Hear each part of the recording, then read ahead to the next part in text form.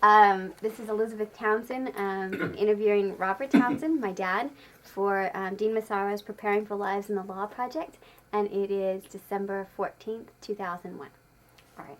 We'll start with the first question we ask everybody, which is, why did you go to law school, and was it what you expected when you got there? Well, I went to law school after reading a book my senior year at the University of California, Berkeley. And it was The Story of My Life by Clarence Darrow. And at that point, I'd been in education and was preparing to go to the University of Chicago with Robert Hutchins and get a master's in education. But that book kind of changed my life because what I wanted to do was help the criminals who couldn't afford to pay for their own defense. And so I changed and went to law school on a very idealistic mission. What were you going to do with the master's? What did you want to do before? What were you thinking of with that? I wanted to be a teacher and primarily deal with teaching theory. Really? I didn't know that. Yeah. How to better the high school systems is what I was mainly interested in. Why was that? Because they were rotten like they are now. So when you got to law school, did you have any idea what law school would be like before you got there? Yes, because I went to a very, very traditional law school, the University of California, Hastings College of Law. And that's a traditional thing where they're flunking people right and left. And they come in the first day, do the old thing, look to your left, look to your right, and two of you aren't going to be here. And by the end of it, that's true. And they run it on a fear. It's like the Paper Chase. If anybody's ever seen the film Paper Chase, it's Mr. Townsend. It was like watching Ann Robinson in that TV show that's out. And what is the anyway? I can't remember where she's says bye-bye. You know, it was like that. Oh, like The Weakest Link? The Weakest Link. Uh-huh. Every class was like playing The Weakest Link. Uh-huh. And Dean Snodgrass, I mean, who wore eye shade. Can you imagine having a dean named Snodgrass and who wouldn't speak to anyone, just walk through the... Well, it was a miserable place, and I didn't like it. And I found the law very kind of anti-intellectual because I felt that the law professors try to make much more out of it than it was. I mean, it's basically learning some facts and putting an outline and spitting it back at them, and they want it to go on and on and on and give you case studies and so forth. So I found myself not going to class for about 2 years, and they didn't take attendance. They didn't, because they figured you'd just flunk out. So I only went to about 2 classes in the last 2 years, and then my first year I was very high in my class, and then I figured I had the system. So that was my reaction to law school. As soon as I've never been back, I walked out. I have no allegiance to it. And but I love the way lawyers think. I love law theory. And I love the way that lawyers have respect for the law. It seems to be pretty standard. And I'm one of those. I have great respect for the law, with exception of certain Supreme Court justices who should be on the same list with bin Laden. So, other than that. What do you mean by the way lawyers think? How do lawyers think? Well,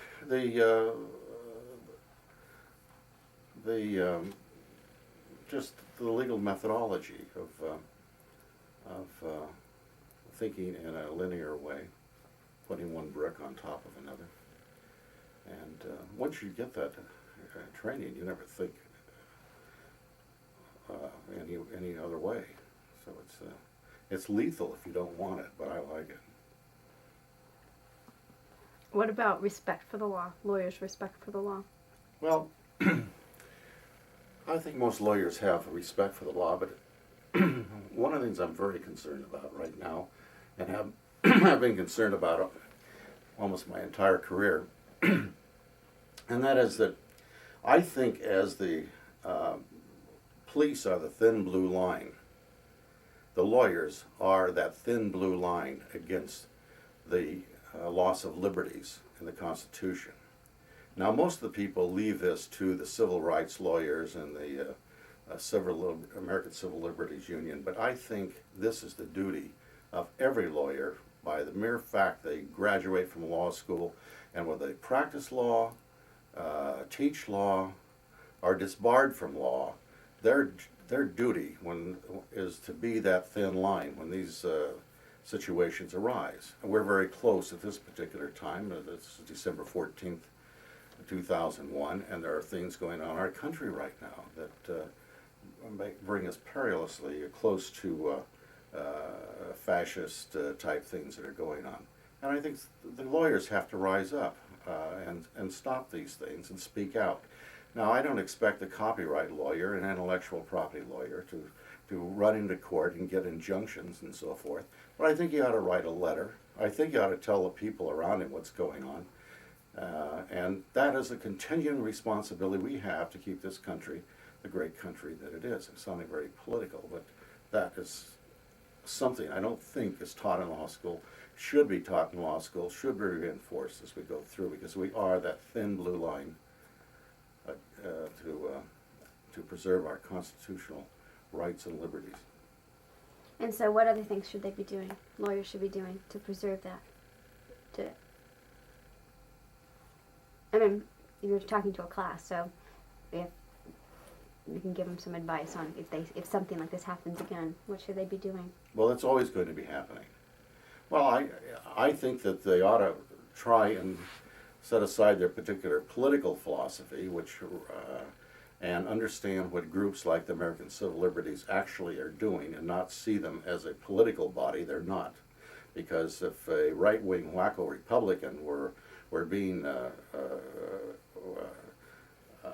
deprived of his civil liberties, the American Civil Liberties Union would be there to help them.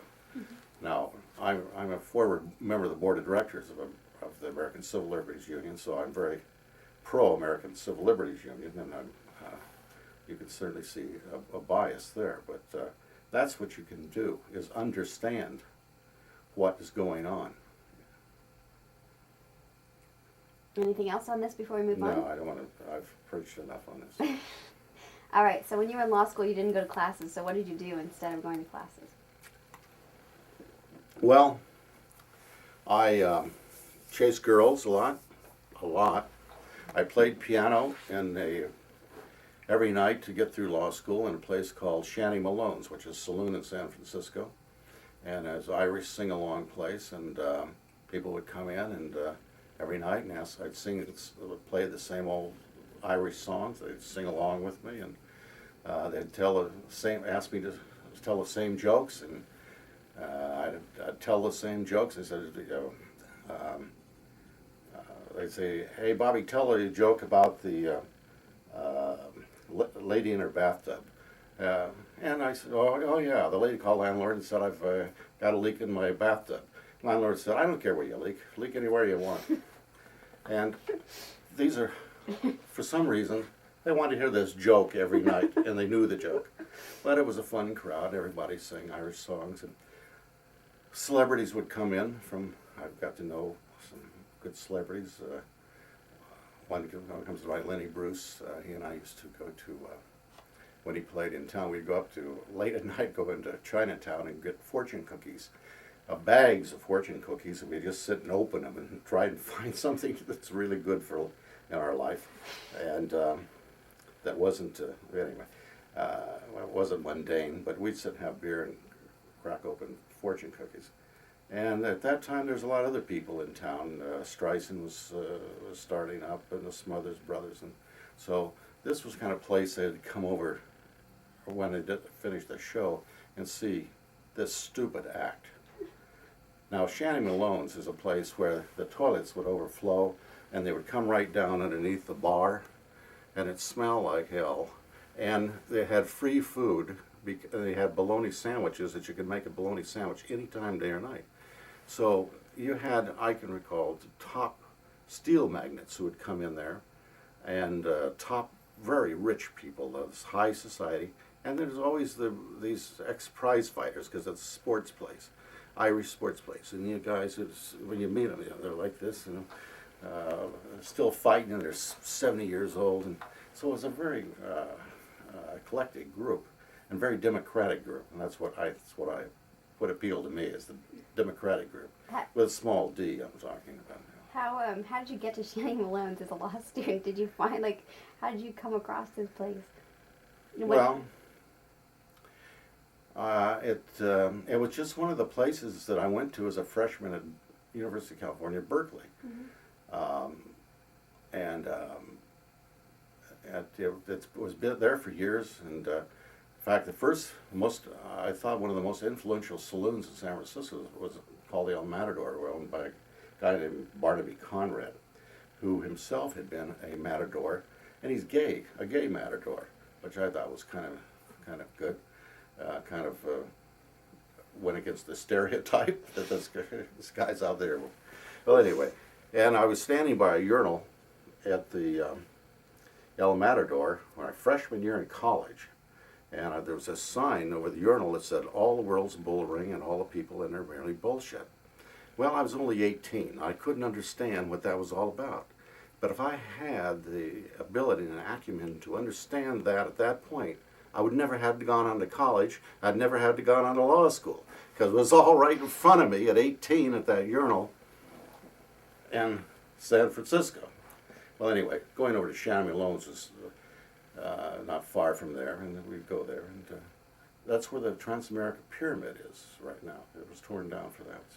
And Shannon Malone, I carried a bar tab there. It was $3,500 because people buy me drinks, but over 3 years, I had $3,500. And my first client, when I opened up my practice, gave me a retainer for $3,500. And I walked in, Mrs. Covington was the name of the client, and I went back to Shannon and gave him his $3,500, and we were even. So I graduated from law school when I paid that tab in my mind. So go ahead. What about ranking? You said that you were really highly ranked your first year, and then you weren't the other years. Some people with law school, they get very upset and worried about that their lives are going to be ruined if they don't graduate in a certain space. And what do you have to say about that? Well, I think it's very important if your mission is to get into a large law firm or get a clerkship, and rankings are extremely important. I never wanted to work for a large law firm. To me, that wasn't an assignment, that was a sentence. And I wanted to do what I would do during the day, going back to your question. I would go to trials. Every day I would go to school, and the courthouses were right by, and I will watch people like Vincent Hallinan, Melvin Belli, Jake Ehrlich. These are the greatest trial lawyers, ranked with the greatest trial lawyers in history. And I would just follow their trials from beginning to end. And so my first day after I passed the bar, I was in trial on a mayhem case, a felony mayhem case with a jury. Because at that time, we didn't have a public defender system, you were appointed. And so there I am. But I was as comfortable as could be, because I'd been just, I was like a football player on the bench saying, "Coach, let me in, just let me get in front of that jury." When you sat there and watched the trials, were you analyzing how they did things, or was it just osmosis, or was it conscious what you were doing when you were sitting there? Well, it depended upon how much I got involved in the case. I got to know the lawyers, because lawyers like to help young people out. And so I would tell them what I was doing, and I got to know them. And I've actually worked in Vincent Hallinan's office on a very interesting case. But so they would kind of tell me what was going on and what was help me along. So it was like having mentors of these great lawyers that were helping me out. So it seems like, we've talked to a lot of different people, it seems like the path that you went was very social and fun, and sort of you used your sort of social, like that part of it, as part of your sort of, to get to sort of where you wanted to go kind of thing. But that like it was part of your experience, and I guess I'm trying to say is like we talk to people who are really shy and how they dealt with law school and sort of dealing with like being in the world, and sort of for the people who like to go play at piano bars and things like that. That's not a bad. Do you know what I mean? Like you can, Well, I went to play the piano bar because I had to work my way through law school, and that was why. but I guess I mean I don't know. It's probably not making much sense. But I guess it's sort of like you don't have to fit into a particular mold to be a lawyer or to be. Well, well, I find that lawyers are far too serious, and the law is extremely serious. So, lawyers have a tendency to be really not much fun. I've never had lawyers as my close friends because I find them pretty boring, and the only people that surpass them in being boring are doctors. So. All right. Did you like criminal work? Oh, I loved it. I had 11 jury trials my first year, and all of them were guilty at that time. They would take them in, and this is before Miranda, and they'd all confess and say, now try here, take this guy in there, and he's confessed. They got his written signed confession, and it was very challenging, to say the least. So what were you trying to do if they had confessed and they were guilty? What did you think? We would attack the confession as to whether or not it was voluntary, and that still had to be voluntary. You can't beat a confession out of people, but they didn't have to be read their rights. Mm-hmm. So what did you do after? And then once we get through this, then we'll ask some more sort of specific sort of other questions, but just history-wise, what did you decide to do after you were out of law school? Well, I had several opportunities. I had befriended during law school Justice Tom Clark of the United States Supreme Court, and you've seen those pictures, I'm sure. Justice Clark asked me to come back and be a clerk at the Supreme Court, or he said he would give me a job with Edward Bennett Williams, which was one of the most famous trial attorneys in Washington, D.C. And I thought about, I really wanted to do that, but at the time I had a terrible phobia against elevators, and I'd been caught in the law school elevator to learn this phobia with everybody smoking at that time, and we were packed in there, and I couldn't face going to the Supreme Court and riding those elevators, and the elevators in Edward Bennett Williams' office, which was a big firm, but would have given me a very good opportunity to learn the law and have a great, probably Washington, D.C. criminal law practice where I'd have ended up if I'd gone there. But, and I had no idea that the Supreme Court clerkship was what it is. It seemed just, I met Tom Clark at a American Bar Association convention in San Francisco, and he was a speaker there, and he was there for the week, and I was his driver. I took he and his wife wherever they wanted to go, and then they stayed on another week. They went to Carmel, and they took the High Chief Justice of England, I can't remember his name, and they were together, and their wives, and me. So I had a wonderful 2 weeks with the Supreme Court Justice and the Chief Justice of England, and got to know them very, very well, and that was the nature of that. So what I did is to go to the map and see where are the fastest growing areas in the United States. And because I wanted to be in an area where I could open up my own practice, and there was growth, and I didn't have to, I would just flow with it. Mm-hmm. And there was 3 places that were growing very rapidly. One was Orange County, California, and I was born and raised in Whittier, right next to Orange County, and I didn't want to go back home. It seemed like kind of defeating the adventure in my soul. And the other was Huntsville, Alabama, and I wasn't about to go back down south. I still have some problems going down south, although I'm trying a case down south right now in Asheville, North Carolina. And San Jose, California. So I said, well, this is the Bay Area. So I got in my car, which was an old Chevy, and I packed a lunch because I couldn't drive it on the freeway, and headed for San Jose, and opened up an office. And then got together with some other people. We formed a partnership, and I was a senior partner starting out, and we built our own building our second year. And what I would do is I would build up areas of practice. I would take the criminal law and build it up and then hire someone to replace me.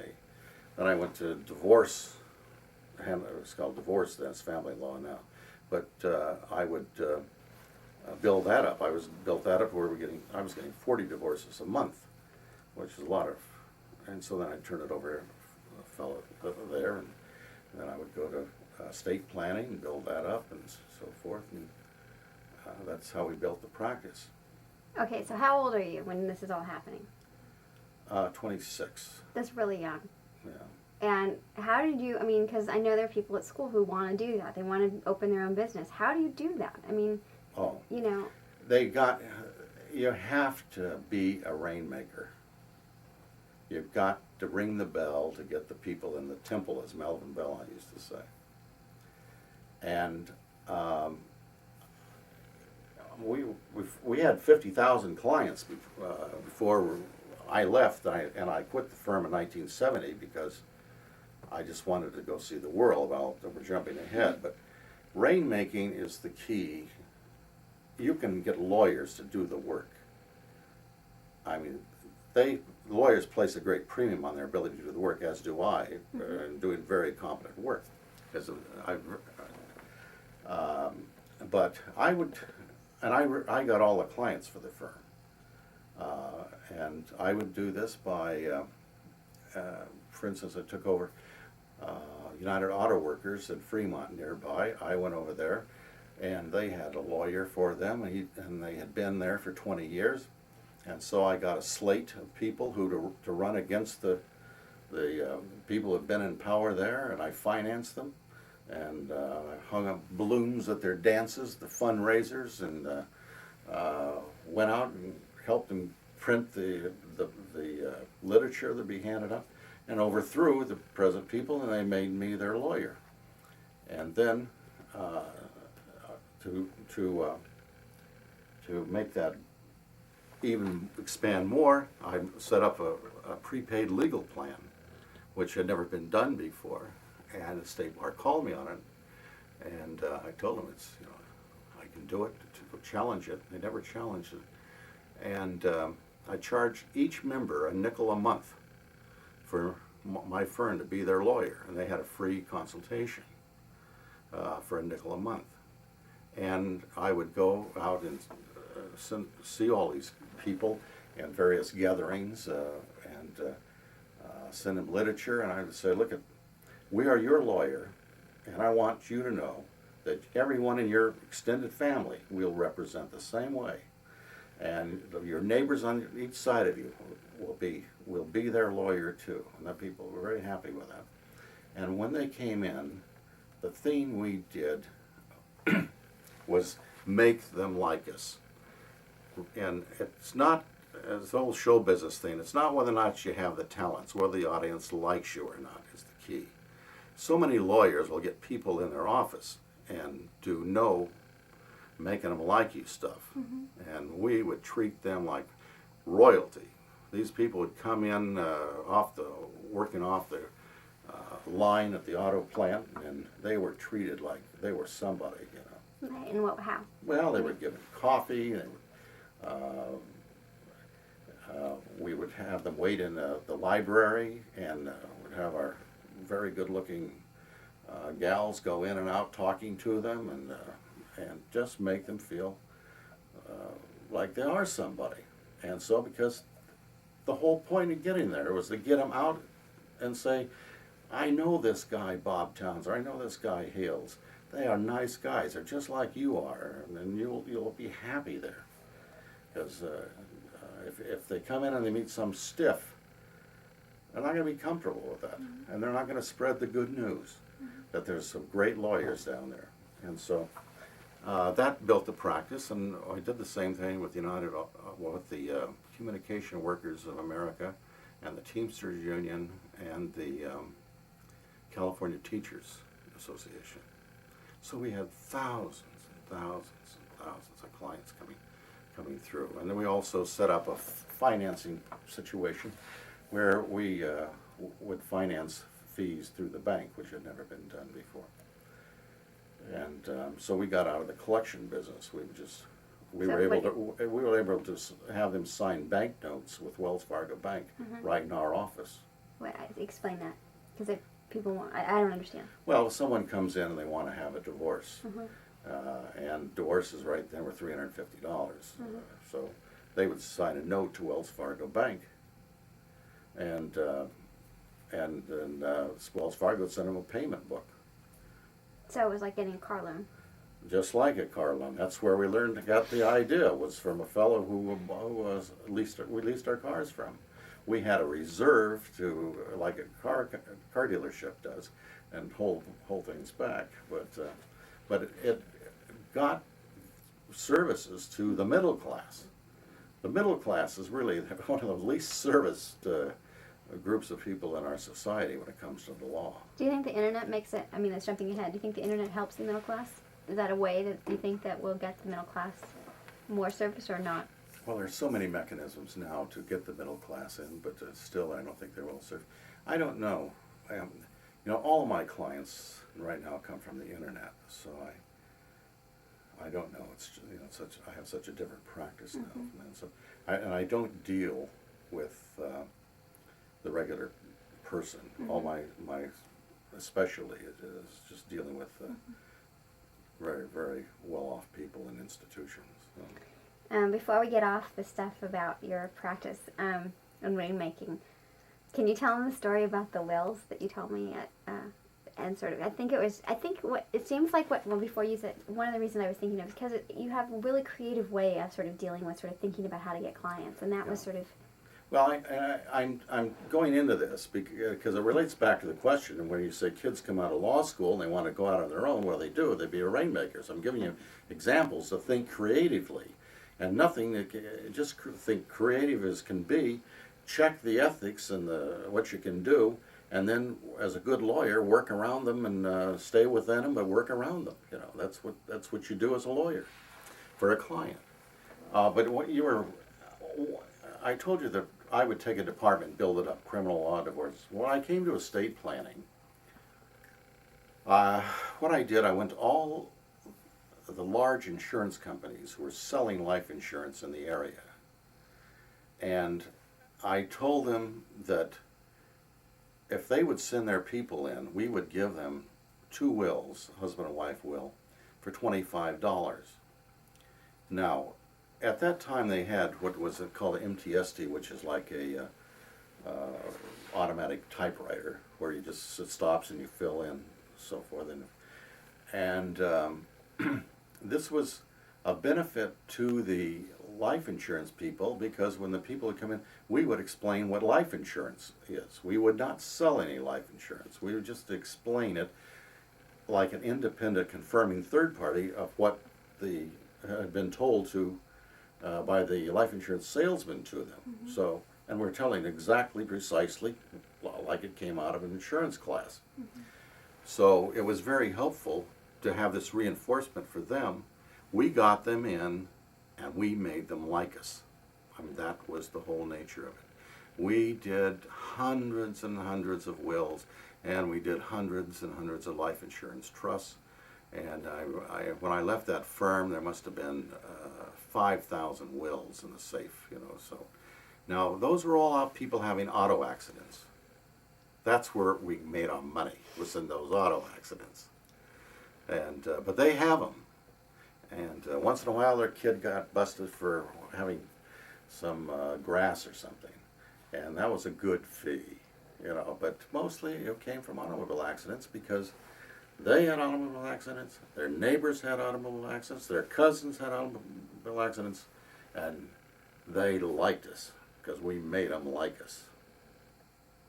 That's really interesting. Now, when I say like them, you don't lose your dignity in doing this because they want that dignity. They want a certain remoteness, but they also want you to be approachable.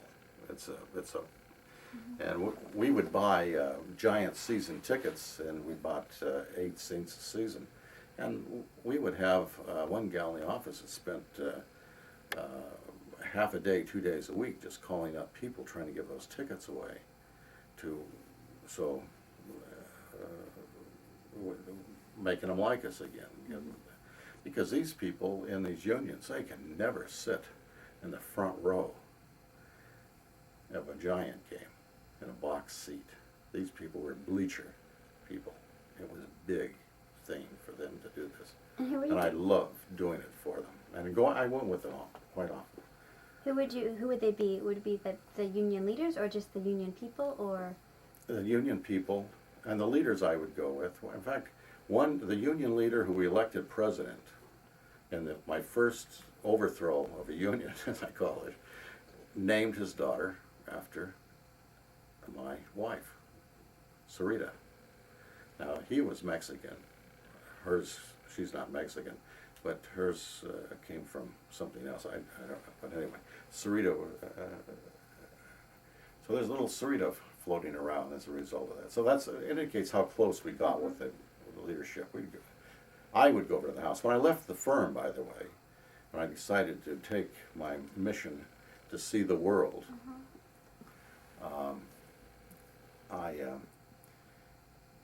the firm folded in about 3 years because they wouldn't ring the bell to keep the people in the temple, They wouldn't do these things. Was that hard? Was that hard to sort of see all of that? Oh, it was crushing because I thought it was going to be a great firm. But all right, rainmaking, sort of union, small, all those things. What about, because you moved on to international law after that. How do you, and we had talked in the car that you get a lot of people from the internet asking, like, they want to be international lawyers. Maybe, is it different then to now, or what is an international lawyer? And if you want to be that, how do you become that? Well, how I became an international lawyer was that I was, 30 years old or something like that, and the farthest I'd ever been was east, was Las Vegas or Reno, and I wanted to see the world. So I went into my partners and said, "Here, give me a note. I'm leaving. Give me a note for my interest, a promissory note, and I'm leaving. I'm going to go see the world." And so I opened up an office, had some cards printed, said I was an international lawyer. My wife and I took a trip to Europe so we could see the buzzword places like the City in London where all the transactions take place, and Lloyd's of London and the Bank of England. So I know. Say, yeah, I've been there. And then I went to Zurich and the Bahnhofstrasse and the Union Bank of Switzerland, and then down to Geneva and the merchant banks down there, and into Paris and Luxembourg and into Liechtenstein and all. So then I got back, and I could talk the talk. That's the first thing you got to do, is be able to talk the talk. And then I found a client, Fouché Construction, who wanted a project done in Grenada, of all places, and they wanted to do an international development, aid to international development deal that's government financing for low-income housing down there. And they asked me whether I could help them. I said, of course. That's what, you got it when you're young. You say, yeah, I'll do it. Then you run like hell to the library and talk to a lot of people and try to figure out how you're going to get this done. And, because everything's in the library. If you just want to go there, you can dig up anything in the library. And with the internet, you can learn even more now before you go out. And so we went down to Grenada, and we negotiated this deal with the Prime Minister, who, by the way, he came up to Northern California with his Aura reader, and George Fouché, the owner of the company, and some other executives, and I had dinner with him, a very posh restaurant, and his aura reader, an old man about 90, sat and read our auras to see whether or not they were going to do business with us. So you were born of a man with a golden aura, or whatever, the best aura, whatever that is. Anyway, Good to know. Well, that's a relief. So that may be inherited. I don't know. So, anyways, and out of that, what happened was George got the contract to build, but now they needed an architect. So George brings in William Pereira, who designed Irvine, who designed the Transamerica Pyramid, and I became his lawyer. And they needed somebody to do the mechanical and engineering. And they brought in Fishback and Moore, a New York Stock Exchange company. I became their lawyer. And so it just mushroomed from there. So then they had started getting projects in Nigeria and Zaire, the Mideast, Tehran and Iran. And so I was just, I would be on an airplane most of the time, representing those clients. And I represented 20th Century Fox and Warner Brothers, and it grew. And How do you, because, well, there's two things. First of all, how does that happen? I mean, how does, like, how did you get to, like, Fouché, the first one? And then how do you get it so that, I mean, there's sort of an art to the rainmaking, whether it's the union people or the really fancy people. Like, how does that work, that suddenly you're their lawyer? I mean, you got to stay focused on getting the first one, and then you grow from there. Mm-hmm. Fouché, I really can't recall the details, but I remember focusing on meeting George Fouché, flying down to Los Angeles, which was where their company was, and I walked in with great confidence and told them that I'm the guy they need, and let's get it done. And then we went over to the Jonathan Club and drank the rest of the afternoon. And that's what construction people like to do.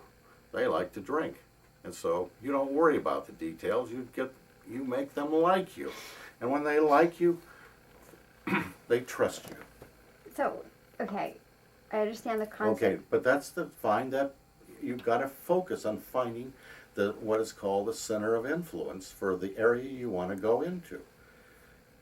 If you want to go deal in art law, Mm-hmm. and you love art, you've got to find somebody in the art world who you got to focus on. Sometimes you just may be a very important art dealer and say, look, here's what I want to do. Help me out. How do you figure out who, I mean, what if it's not, like, I don't know. I mean, how do you know who's, I mean, how did you know to go to Fouché in the first place? How did you figure? Well, I can't recall, but Mm-hmm. somebody told me about Fouché, Mm-hmm. and I don't recall it. But when I've had other clients and I want them, Mm-hmm. you have to figure out a way of getting them. It was like, you know, when I was in the motion picture producing business, Mm-hmm. and we wanted to get to a star and see if they want to do this one. We don't want to talk to their agent because the agent will play games with us. We want to get it. So you say, how can we get to this star?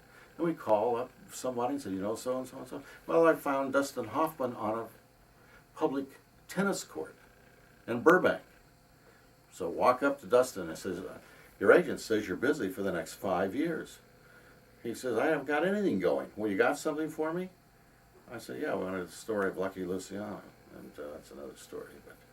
But the point is, you find that center of influence, and no one's going to hand it to you. You may get lucky, but you focus and go get it. Okay, so you find that, you figure out who, but then when you get there, you're young and you don't know anything. How do you have a confidence to know that, like, you can't, I mean, obviously you can go to the library afterwards and stuff, but how do you prepare to make sure that you know, I mean, how much preparation, do you know what I mean? Well, I took the trip to Europe. Yeah. So it's not just sort of your knowledge of law, but it's also your knowledge of whatever, like if you want to do art, that you know. Yeah, if you want to do art law, you probably major in art history, and Mm-hmm. you know, an undergraduate or something. You know. So this is the idea that I've talked about in following it. When you follow your bliss. Mm-hmm. That's the Joseph Campbell idea. Well, that's applicable to the law as well. Find an area that you want to get up in the morning and be around. You know, if it's art, you like that. Auto racing, sports, environment, whatever you love, start there. You know, I get emails from kids from all over the country because I have a website that tracks average about 1,700 people a week that look at this website. So a lot of kids get there. Kids in law school or undergraduates who say, I want to be a corporate lawyer. How do I do it? I have a letter I write them back and say, you know what a corporate lawyer is. Here's what you got to do. You got to figure out what you want to be around. Now, if you just want to be around money, that's okay too. Go to law school and get this top 10 of your class and get in a big law firm and keep your nose clean, and you're going to just rise and make a hell of a lot of money. Nothing wrong with wanting money. I like money. But also, you want to be around something you like to do. A lot of people do, anyway. Why do you think there's such an obsession with the big firm and the sort of that whole thing of sort of giving your life over to a firm kind of thing? Why do you think that's so? I mean, it's even in the middle firms. I mean, it's like they all model themselves after this sort of big firm idea. Well, it's prestige and money, and we're a very materialistic society, and money and prestige are two of the commodities of a materialistic society. So these people really, for the most part, don't have any choice. They've been modeled that way. Mm-hmm. And there's nothing wrong with the big firms if you want to do that. But I don't think, from talking to people who've been in big firms and even stayed in them, that many of them find it an enjoyable experience. Well, I know that there were like friends in my class that really that's what what you're talking about is totally what they wanted to do, and yet they had no idea how to get there, and that they really felt like they had to they were like stuck in things, and I don't know how you I mean, I guess it's in some way courageous or courage to sort of break out of that, and I don't know if you have any, maybe how do you have that courage, and also what happens, I'm sure, I mean, you look really like you're always confident and everything's always good and that you just go and do, and is that always true, and also what happens when it isn't that way? Do you know what I mean? You take your lumps. You take your lumps. Tremendous financial setbacks when things didn't go right. I used to work on projects that would pay large fees, but and have clients like Mirabini Entertainment out of Japan that would want work done right now and take 6-7 months to pay. You know, in the meantime, you may be living on your Visa cards.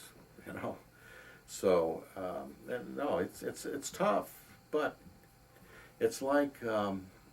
I think it's akin to an actor who loves his art. You go do it because you want to be in it, and you know it's going to be tough. You may hit the jackpot, or you may be doing dinner theater, but you're going to be doing what you want to do, and you've got to accept what goes with it, fame or not so high class standard of living, but you're doing your art, and so. And the confidence comes from doing. In the beginning, it's false bravado. But you got to be able to BS your way through this world because everybody's doing it to you. Mm. This comes to the art of negotiation. Everything going on is a negotiation, and a lot of people don't understand this concept. And so they should take a good negotiation course and find out what's going on. So all these things are going on around them that they have no idea. That people are just ripping them apart, and they're just going through life like, oh, he seemed like a nice person, and but a negotiation was probably going on where you weren't going to come out on the best end of it. Kind of on that, it's not related, but it seems related to me. It seems like let me think how to say this. you have a really, for all of the talk that we did today, you also have a really, really good heart. I knowing that as your daughter, and you've helped people in ways that you never really tell anyone. And that we talk to a lot of people, particularly people who've been very successful, who talk about giving back and giving to people and sort of a lawyer's role in sort of, and you had talked about sort of protecting the Constitution. And I guess my question is sort of what is a lawyer's job in that sense? I mean, do you feel like there's something that you're supposed to, that's different from maybe an engineer in terms of the things you do for people, or is it all about billable hours and money, or is there more to lawyering than that? Well, it's, first it is billable hours, because your family has to eat, even if you don't, but obviously I haven't missed a meal. Yeah, people do very well and give money back. And I think that's very good. There's other ways of giving back. I give back, anybody that emails me wants to know, has a problem. But will I handle it or not? And I get just terrible, terrible stories. I don't handle these kind of problems. And they don't read my website, except they see things on there that says, hey, that's the kind of lawyer I want. So I want them to help me solve this problem down in Louisiana against my landlord who's throwing me out, and I've got MS, and so I will say, I will get on the phone and I will find a lawyer for them in Louisiana. I said, somebody who can help them. I said, I'll call these people, and then I usually call the lawyer and say what happened, follow up on it, and people are in really distress, and there's a lot of people out there just, they're just sitting in their homes suffering because legal issues can't be resolved, and it's phenomenal. So I do a lot of that, and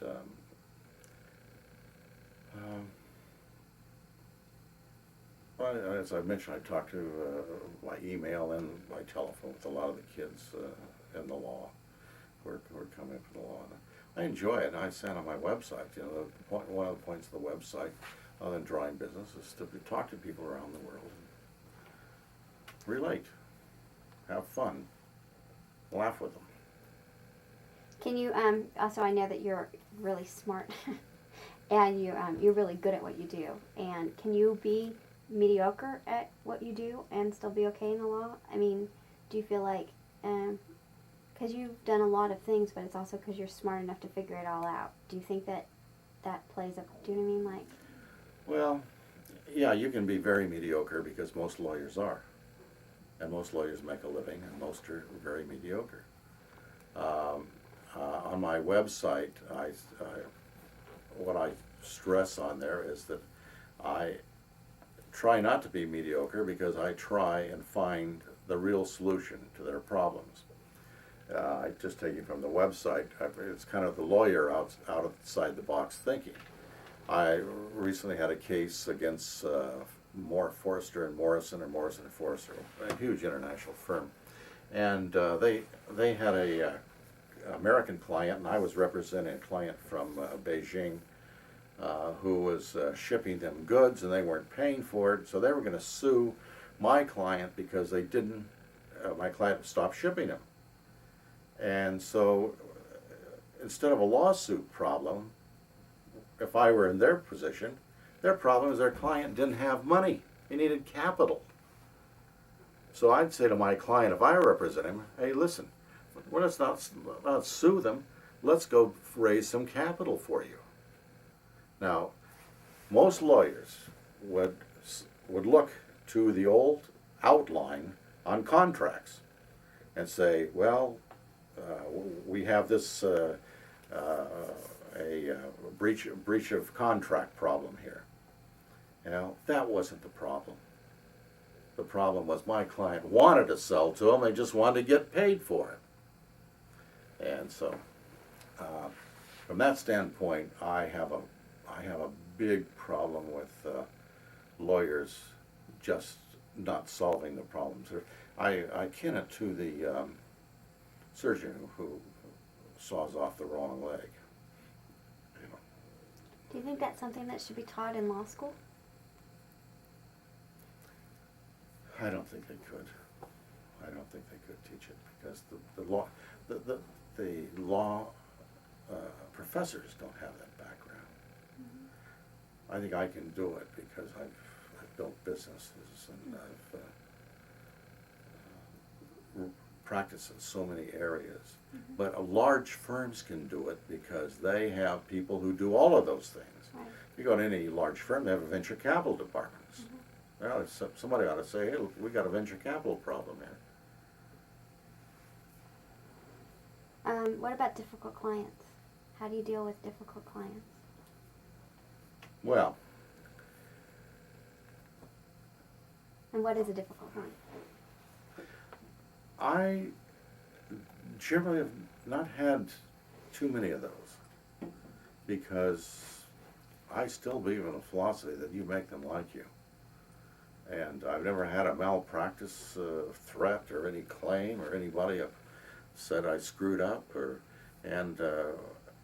because I think you make them like you and you won't have difficult clients. And I have a client right now who's notoriously ornery, mean. But he calls and I pick up the phone and I say, Peter, are you going to be nice or I'm going to have to, I'm trying to clean this up for this. But anyway, I just fire back at him before he can fire at me. And we get along fine. He thinks I'm a great lawyer, mainly because he pushes everybody around. He's done it all his life. He wants a lawyer who will push around. Now he calls me and says, call that law firm out in Philadelphia, Cozen and O'Connor, and tell him to go to hell. I said, well, you know, that's what he wants to do. Right. I don't call him and tell him to go to hell. I call him and tell him I got a problem. but I really don't have problems with difficult clients. If they're too difficult, I don't take them. How do you know? Can you sense it now, or? No, I just don't have that problem. Oh. It's not a problem if you tune into the client. And one of the things, you have to be available to the client. And that's one of the things I am, is available to them 7 days a week.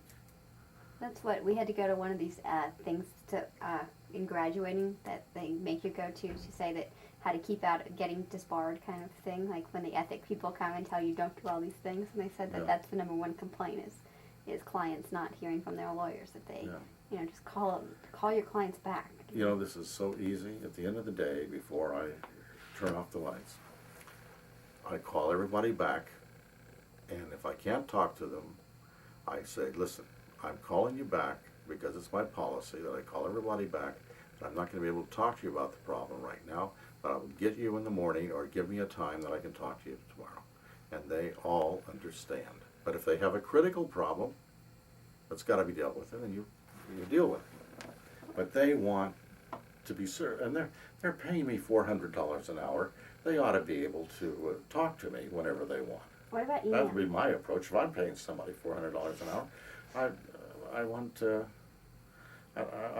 there when I want them. What about email?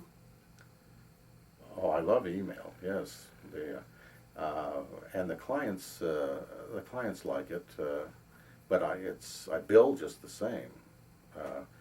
The clients think they're sneaking email in and not getting billed for it. Sometimes it gets hollering when they see correspondence by email, 0.1 or 0.6 of an hour. And I said, well, listen, you're talking by email, you're still taking my time. You know, that's what I'm selling. That's all I sell is time. That's all I have. So you've worked in all kinds of things. Can you describe your work environment now? Because I think people would like to know, like, you don't have to be at a big firm doing things. Well, right now, I work at home. I restrict my clients to 4 at a time. And I give them a boutique, very personalized service. I get up in the morning. I have a long commute from the bedroom to my office down the hall. I generally get out of my PJs by 3 o'clock in the afternoon and take a shower. I start early in the morning. I start around 5:36 because I have to talk to Europe because of the international nature of my transaction. And just because I get busy and can't get dressed is what happens.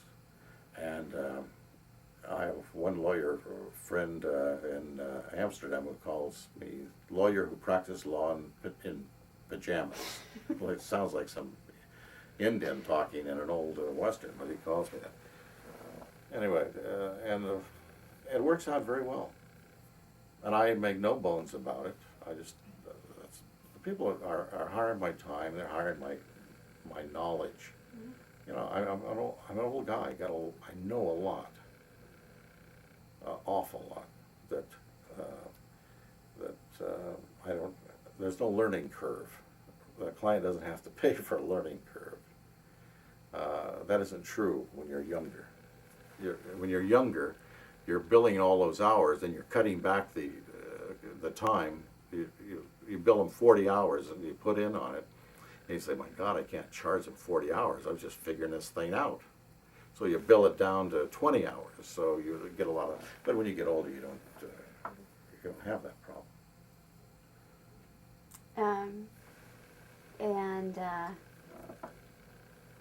Okay.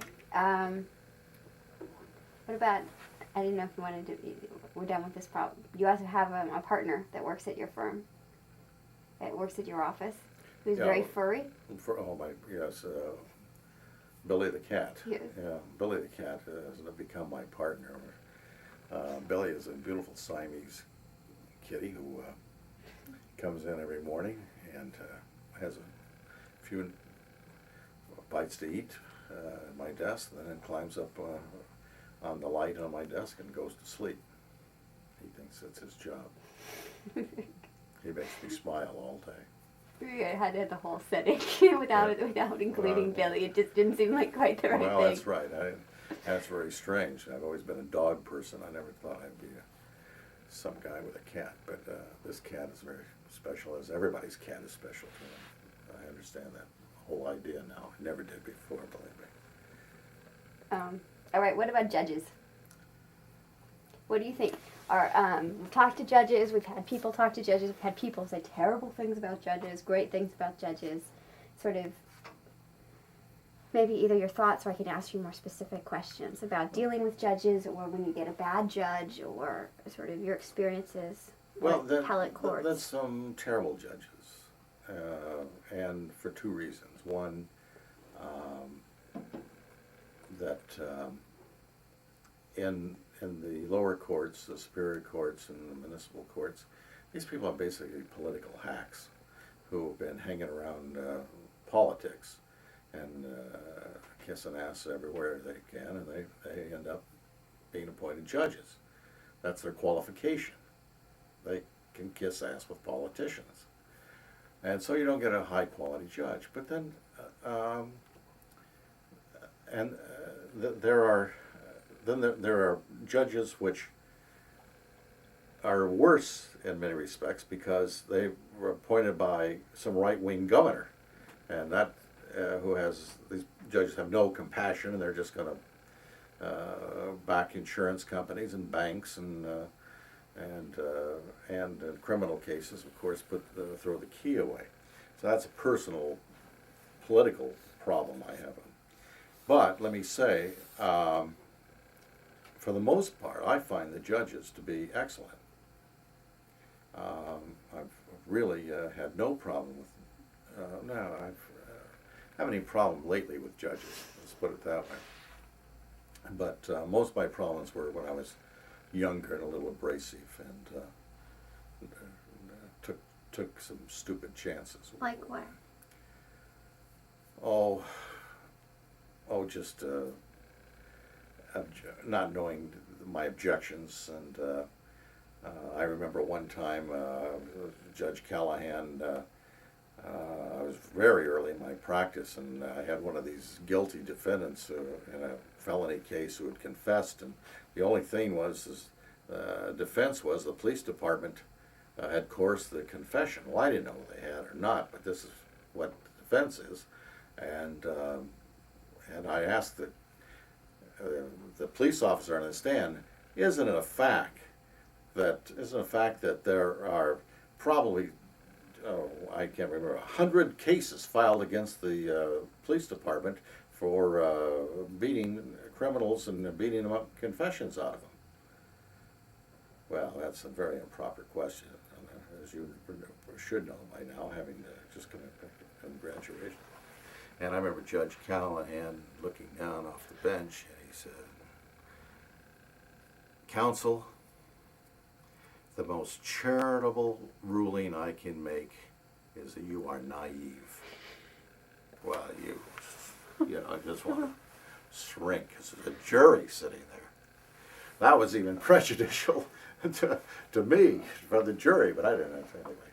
But so anyway, that's enough on judges. Do you think that that just young lawyers make those kind of mistakes, that you just have to, that one way or another you're going to make some mistakes along the way? Oh, constantly. Yeah, and you're talking about trial situations. Trial situations, the most important thing is preparation. If you are prepared, you will be confident. You'll be nervous. It's stage fright, and I have stage fright to this day. And I've appeared before judges all over the world now, and I always have stage fright. But I always know I'm really, really well prepared, and that's the essence of it. Preparation, real preparation. What does that mean? Preparing for all the things that can go wrong that you can think of. Take the other side's case. Generally, these are arguing motions. You're arguing oral argument on appeal. You take the other side's position and know it well, that you could argue there. So that you came into the courtroom and it was like a debate, and say you're taking this side of the debate and you're taking this, and you don't know which side you're taking going in. You should be that well prepared. We talked to some people who said that they do things like it's almost like they're creating a narrative or story or a thesis. Do you do that with your with cases? Do you feel like that's part of it, is sort of shaping almost into a, I don't know, do you know what I'm talking about with Hennigan? What was his thing that he said? You know? I don't remember. He had this whole thing where they kept, like, it was almost like a thesis that ran throughout the case. He does, like, complex litigation. Well, yeah, you have to do that in order to direct the jury or the judge to a focused line of thinking. Otherwise, you'll be all over there. I mean, you got to say, here is our story, and everything that comes in is going to support that story. That's what opening argument does in a court or jury trial. Says, here's our roadmap where we're going. Remember, he said then he modifies it depending on what people are, how they're reacting to what the story is presented. Oh, that's right. Well, of course, Yeah.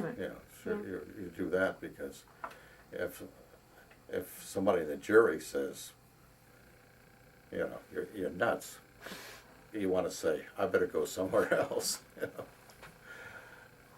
That's obvious. All right, and here's a couple oh goodness. All right, and here's some questions. What's it all about? What's being a lawyer about? I mean, we talked about it a lot, but sort of just summarize. Sort of why are people? Is it about different things for different people, or is there one thing about being a lawyer that's sort of constant, or? Well, it's twofold. It's really one, your responsibility to do good work, represent your clients with integrity, and I mean integrity. And you're going to lose a lot of money representing people with integrity, because a lot of money is going to be on the table that you can probably make a lot more money if you let your integrity slip. And the second is your responsibility to yourself, and that's the responsibility we talked about, to enjoy life. What do you mean by integrity? Well, many situations come along where lawyers are representing someone in a business transaction, and they are going to get a piece of the business. Well, this is a problem because you are now not a unbiased representative. You want the deal to go through. You're putting in time, your client's putting in money, probably. And he's got hard dollars at stake, and your time is valuable.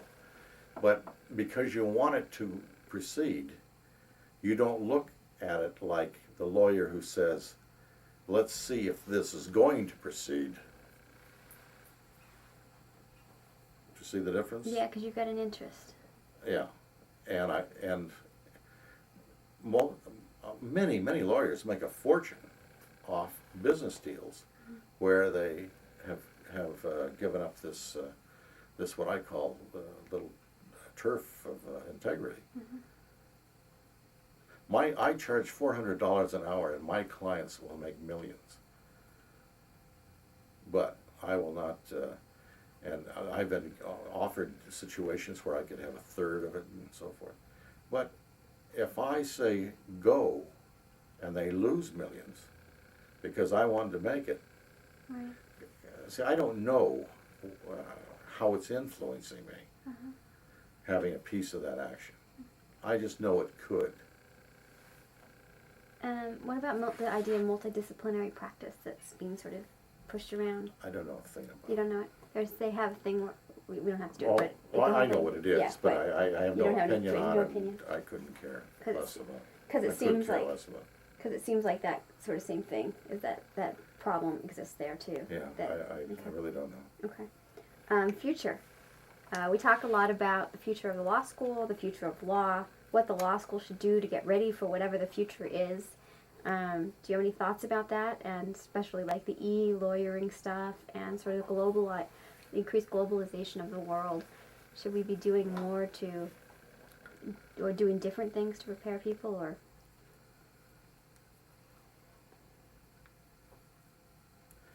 I really don't know. I haven't thought too much about it because I think more along the idealistic lines I talked about earlier about the general role of attorneys of keeping that thin blue line of constitutional rights.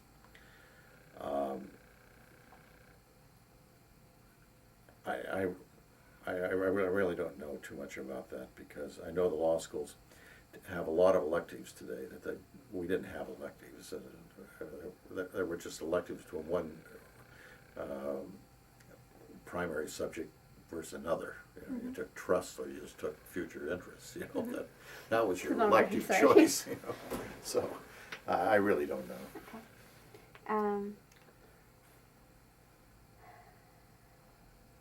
Okay. Bars. Role of bars. Bar associations? Well, they probably are the most worthless entities that ever came across the continent. California State Bar, I would like to be voluntary.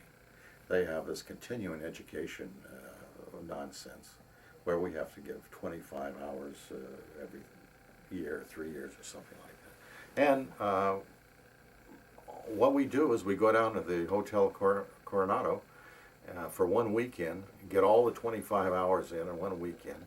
None of them in areas that I practice because we have to figure out what time slots. And if there's one there on family law at 9, and then there's one on copyright at 10, and it all fits your schedule, you go sit through those things and turn it in. So it is just absolute nonsense. And then they have things on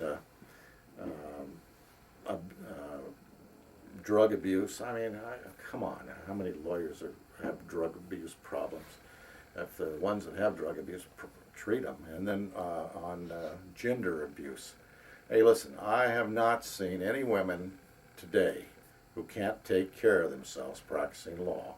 And you can call them gender bias names, and it won't affect their performance. I don't call them that, but it's all nonsense trying to deal with gender bias because the women are so capable today. The people are worrying about the gender bias problems. Probably should be practicing law on women's rights problems or something. But the other women They're tough as nails. What about the notion of, we have talked to a lot of people in firms about when people want to do alternative workplaces, which obviously you do. But the young lawyers starting out, they want to have a family, they don't want to devote all this time, and yet they get stuck in this sort of situation where if they don't do it, they feel like they can't do anything. And obviously that's not true what you're saying, but do you know what I mean? Like that. Yeah, if you're going to be a lawyer, you're going to work long hours. That goes with the territory. That's just, you sign up for that if you want to make a decent living. Because there are so many lawyers that's so competitive today that you just have to put in the time, either getting clients or working on files. Why is that? I mean, why can't you just have smaller, because you can't make a living? Because, I mean, I don't understand that. I mean, do you know what I mean? Because it seems like no matter how many hours you work, you're supposed to be working more hours. Well, that seems to be the nature of it.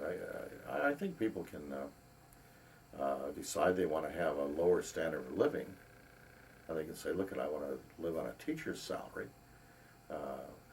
elementary and high school teachers' salary, and say, yeah, I can earn that, and I don't have to kill myself if I want to live on $40,000 a year. And you can put in less time. You better find the right spouse that'll go along with that. Because of the expectation that if you're a lawyer, you make a lot of money? Well, probably she probably met you in a bar someplace, and you said, well, I'm going to law school, and so eyes light up and say, listen, I'm going to have this great life with this lawyer and live on the hill and look down at the people below. Do So, you think that's true of girls, too? You think that the guys, I have when you no start to date a... I haven't been in a bar doing that since 1963, so... And there weren't Well, any, that's good to hear. and there weren't any girls doing that. And in my law school, we had 2 women. Now I know that they are the majority students at Hastings right now. So, what is your last question? I'm starting to lose interest. You're starting to lose interest? when he loses interest on the phone, he says, okay, I'm done. Hangs up. Okay, we've had enough. I'm really getting hungry is the problem. All right, happy moments. What's a happy moment in the law for you? Like an example of something happy that's happened to you in the law. You can have 1 or 2. Well,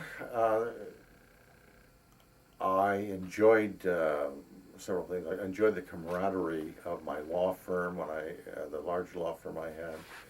We always met at the end of the day. We'd sit and have drinks and have a lot of fun and talk over our cases or talk about other things, our families and things. I enjoyed that camaraderie, and I enjoyed the variety of things the law has allowed me to do. And I've been practiced law in 33 countries of the world. I've been in the motion picture business at Columbia Pictures and 20th Century Fox and Disney Studios. And I'm involved in writing screenplays and supervising writing screenplays and the development and production of motion pictures. And still, that all came through the law. Right now I'm able to do this 4-person boutique practice in my pajamas with my cat. That's pretty happy. That's pretty Be able good. to do all of that, and that's one lifetime. And I've probably hard to match for a lot of people. But let me say this, that when I started out, I was going to do these things in my life. I said I was going to be a trial lawyer. I wanted that.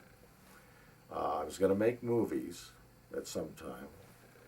And I was going to be in religion in some ways. I was going to be an evangelist or whatever or something.